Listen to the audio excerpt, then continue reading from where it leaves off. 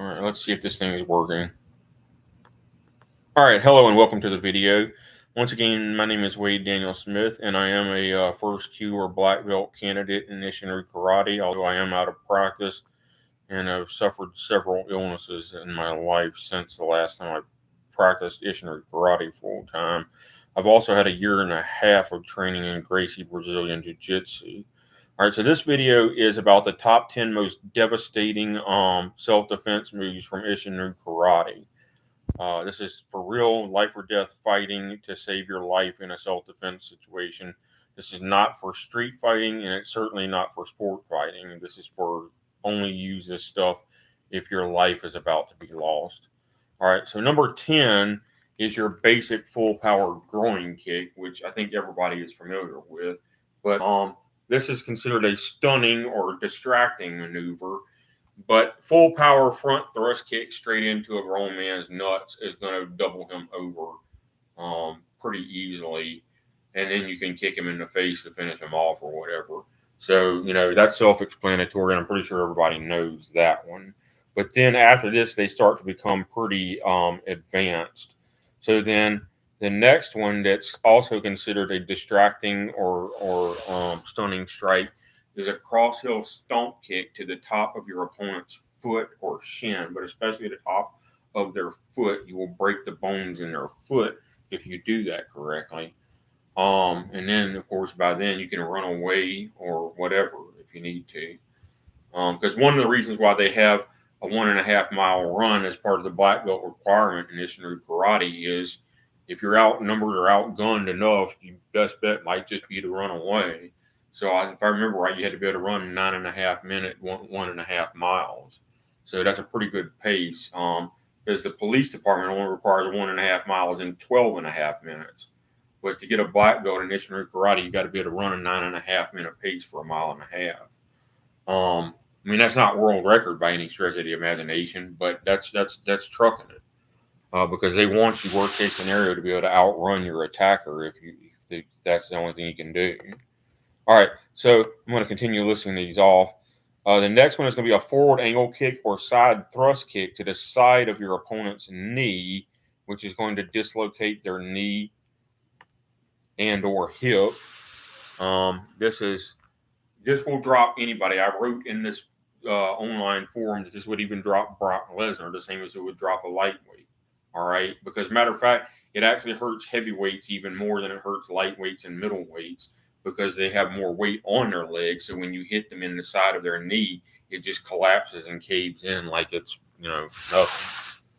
And these get more and more brutal and devastating as they go on. The next one is going to be wrist locks, front full and reverse wrist locks. So, of course, the front wrist lock is when you grab somebody like this and you crank down and back at the same time, and then you kick them while you're doing that over and over again until they tap out or whatever. If you do it right, you can break their wrist. The full wrist lock is this one where you bend, and these things don't even hurt me anymore because I've done them to myself so much that I'm resistant to them. But because I can collapse my wrist all the way over and it doesn't even hurt me anymore. Because Sensei used to practice it on me and put it on me full power because it took a 245-pound heavyweight cranking with everything he had to tap me out because I was just resistant to it. But it works on most people. This one works on most people. So that's called the full wrist lock. And then the reverse wrist lock is when you do the full wrist lock behind their back with sidearm control or rear arm control. All right. Those three are currently banned in the World Unified MMA rules, as far as I understand, because you can't put it on them without grabbing the glove, and grabbing their gloves is currently banned. So they're not directly banned by name, but they are indirectly banned because you can only do it by grabbing the gloves anyway.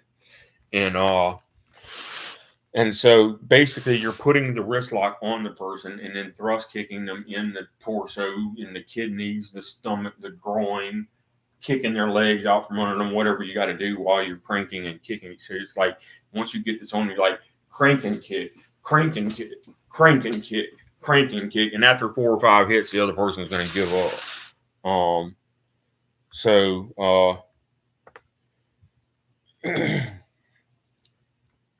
All right. And then the next one, which I listed as the sixth most devastating uh, move in Isshinryu Karate, is actually borrowed from American Kenpo Karate. This is the only American karate move that I put on the list. And this is called Five Swords. And so it's a theory craft of most street fights start with either some kind of overhand right haymaker, a right overhand hook punch, or a basic hook punch are the three most common scenarios that street fights and schoolyard fights start with. And so you're theory crafting that they're going to do the basic overhand or the hook punch, and you're going to step in and double chop block the hook punch. Then you're going to outside karate chop to the neck, inside palm heel, step back and uppercut, step through an uppercut into their body under their rib cage, basically into the stomach or the left kidney, depending on their body orientation, and then hammer fist to the temple. And that's your five counterattacks in the fight. It's why it's called Five Swords. If you get off two or three of those counterattacks, your opponent is going to be screwed. Okay, if you get all five of them in, you're probably damn near going to kill the person. That's Five Swords. It comes from American Kenpo Karate. Okay. The fifth most devastating thing I could think of at the time I was writing this was the five fingers eye gouge or the two thumbs eye gouge to the eyes. And I put that Grandmaster Michael Calandra, 9th degree black belt division of karate, said in one of his seminars to a woman that was in there, because the woman didn't want to practice eye gouging because she thought it was too dirty. And he explained to her that most women cannot beat a man even with martial arts training in a life or death fight except by eye gouging. He told her point blank that if you're not willing to gouge a man's eyes out, you're not going to survive a life or death fight with a grown man. And he told her that no matter what you think you know in martial arts, you're going to have to rip a man's eyes out as a woman to beat him. And so that's the fifth most devastating one on my list. And then the fourth most devastating one on my list is the Naihanchi clenched elbow strike, which is so in Naihanchi kata, you're in a Naihanchi stance, which basically means your feet are about 1.5 shoulder widths apart, knees slightly bent. Your center of gravity is still pretty high, but not totally up. So you've got a slight bend to your knees, and you have an attacker coming from the side, and he's trying to throw some sort of right hook punch or straight punch at you. You're going to block the attacker, and then you're going to shoot your arm around their neck and head and pull their head and neck into this elbow strike. And that's one of the most devastating maneuvers. It hits with double the force of the elbow alone. So you can get 2,000-pound force out of that and basically crush somebody's skull. A professional boxer with some cross training might even be able to get 3,000-pound force out of that. So just to give you an idea of how hard that hits, it will knock the opponent out in one hit. The next one is a full power vertical fist straight punch to the left armpit. This is taught in, I think, Seisan Kata Bunkai. So when you catch the person's left arm and you get side arm control, you then punch into the armpit right here. It will break their ribs and it will puncture their left lung and possibly even stop their heart. It's one of the most devastating moves in martial arts. Only use that in a life or death situation because you're going to cause permanent internal organ damage to your opponent. That's the third most devastating move on my list.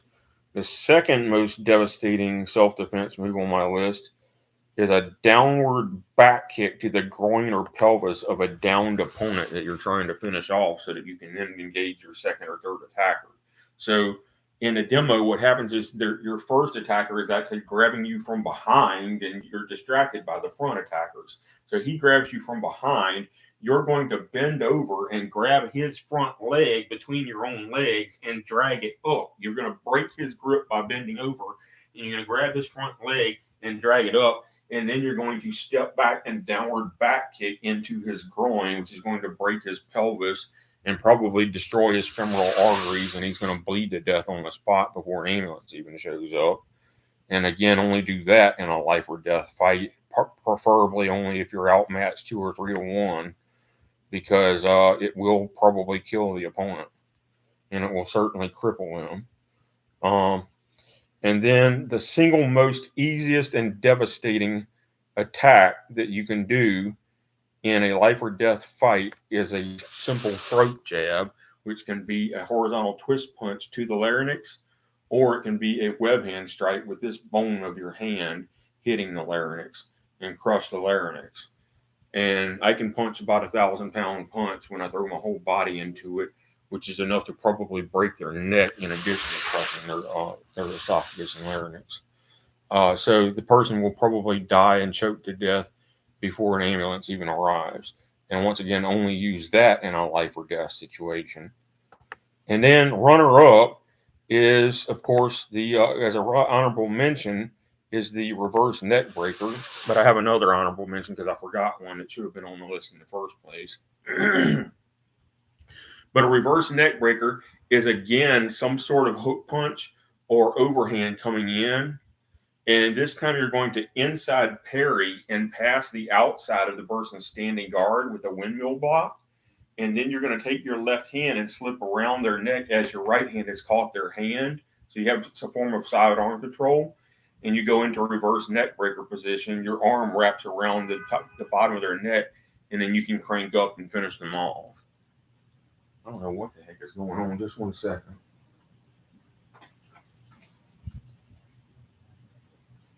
I don't know what that's about. And then the other honorable mention is the Wansu Kata, thumb under the jaw, pop the jaw out, and fingers eye gouging into the eyes. This should have been in the top 10 list, but I forgot about it at the time I was making the top 10 list. Here you will break their jaw and dislocate their jaw and rip one of their eyeballs out in the same maneuver. And that one should have been in the top 10, but I forgot about it at the time I was making the top 10. All right, thank you very much. That is the top 10 most devastating Isshinryu Karate street self-defense moves, with 2 honorable mentions also mentioned. Thank you very much.